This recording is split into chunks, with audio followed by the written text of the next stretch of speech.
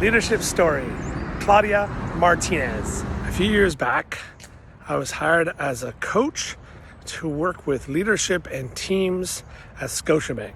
And during that time, I had the honor and privilege to work with some of the teams and somewhat with Claudia Martinez. How did Claudia show up different?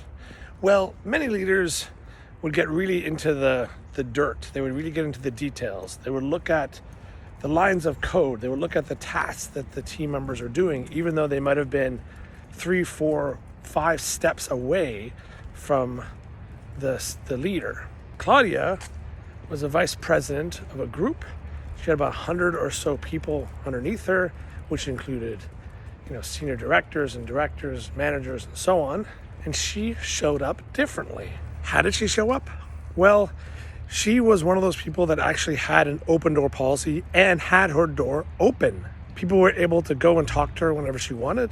She would walk the floor almost every day, probably every day, and talk to them and find out what they're dealing with, engage with them as people, and support them in their lives. She knew their hopes and dreams. She knew their families, their pets, where they were on vacation, because she talked to them all the time. What kind of impact did this make?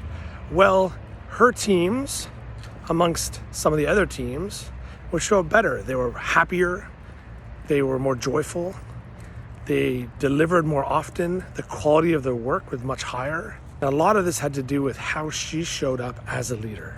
Claudia is a great example of what a leader can be and should be, one that is supportive, one that is kind, and what is actually there for them. Do you have a leadership problem? If you do, my name is Paul Heidema. I'm a leadership coach. Send me a message.